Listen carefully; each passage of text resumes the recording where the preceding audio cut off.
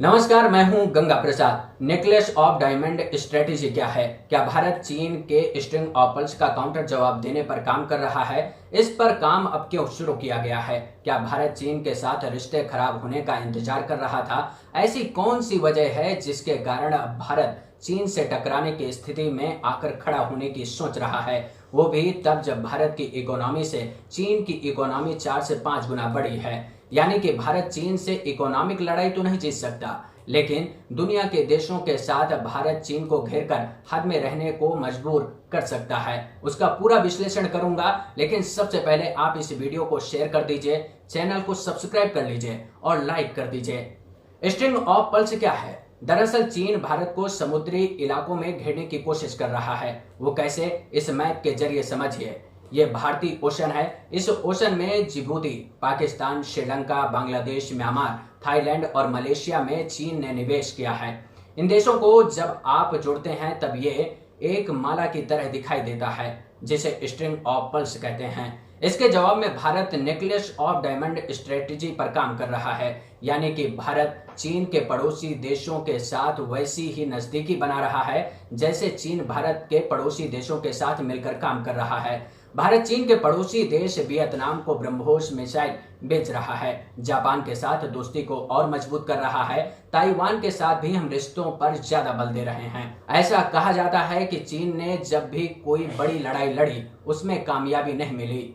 ऐसे में चीन ने छोटे छोटे इलाकों को चुना, जिसका एक फायदा यह हुआ कि कोई भी देश युद्ध के मैदान में नहीं आएगा, जैसा कि भारत के गलवान वैली विवाद में हुआ। इस छोटे से इलाके में चीन की घुसपैठ होती है, जिस पर विवाद होता है, बातचीत होती है, लेकिन दोनों देश युद्ध के मैदान में नहीं आते। यानी कि चीन की ये रणनीति पिछले कई दशकों से चली आ रही है। चीन भारत को कई तरह से घेरने की कोशिश कर रहा है। एक स्ट्रिंग ऑफ पर्ल्स के जरिए दूसरा पड़ोसी देशों को ज्यादा लोन देकर अपने डेथ ट्रैप में फंसाने का काम करता है, और जब दूसरे देश लोन चुकाने की स्थिति में नहीं होते तो चीन के एहसानों तले दब जाते हैं। तीसरा सीपीईसी प्रोजेक्ट बनाकर और चौथा वन बेल्ट वन रोड बनाकर भारत को घेरने का प्लान कर रहा है।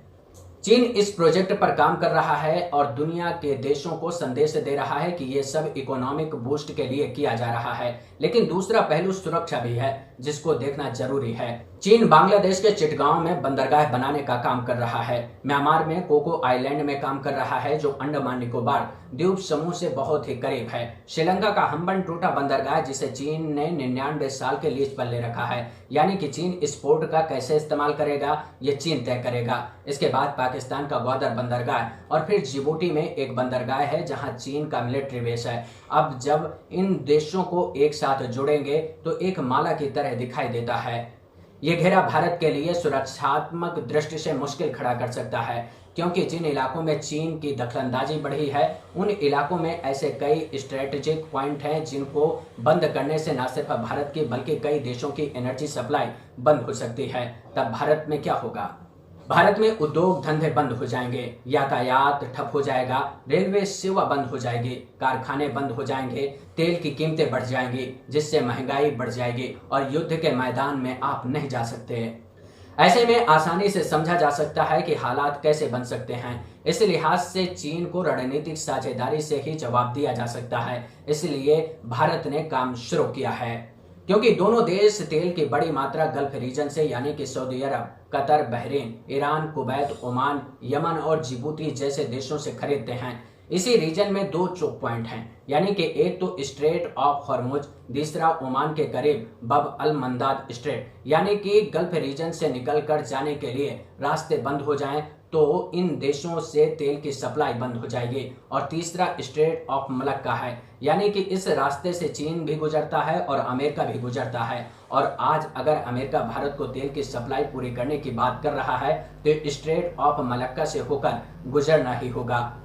अब मान लीजिए चीन ने जिस तरह से जाल बिछाया है उससे चीन तीनों चोक पॉइंट पर नजर रख सकता है। यानी कि चीन की नेवी अगर तीनों चोक पॉइंट को चोक कर युद्ध के मैदान में आ जाए तब दुनिया क्या करेगी और भारत क्या करेगा? इसी का जवाब Bharat necklace of diamond strategy में देखता है। वो कैसे? समझिए।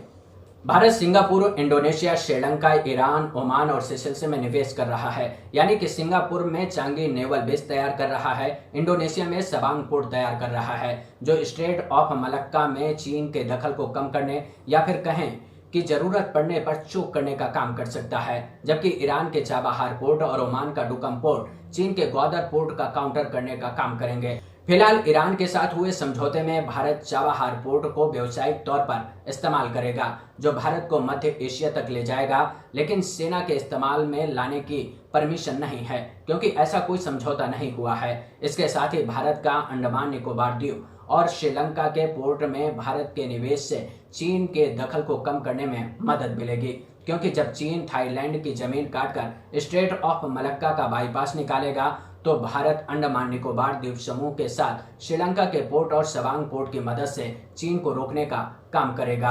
ये तो रणनीतिक और युद्ध कौशल की बात हो गई, लेकिन युद्ध के मैदान में ईंधन हार और जीत तय करेगा। इसलिए ईंधन पर कंट्रोल आपका हो तो आपको दुनिया की कोई ताकत कंट्रोल नहीं कर सकती है और न ही युद्ध के मैदान में आपको हरा सकती है।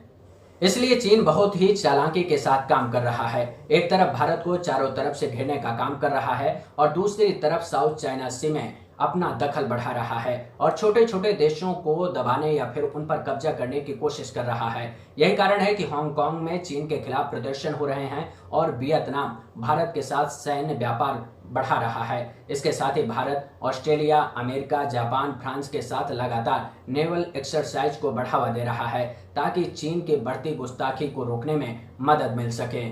अब आपसे एक निवेदन है, आप अगर वीडियो को शेयर कर देंगे, लाइक कर अपनी राय कमेंट बॉक्स में देंगे तो हमारा हौसला और मजबूत होगा।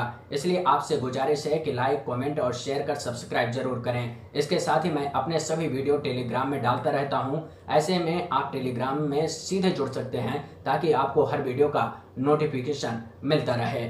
नमस्कार।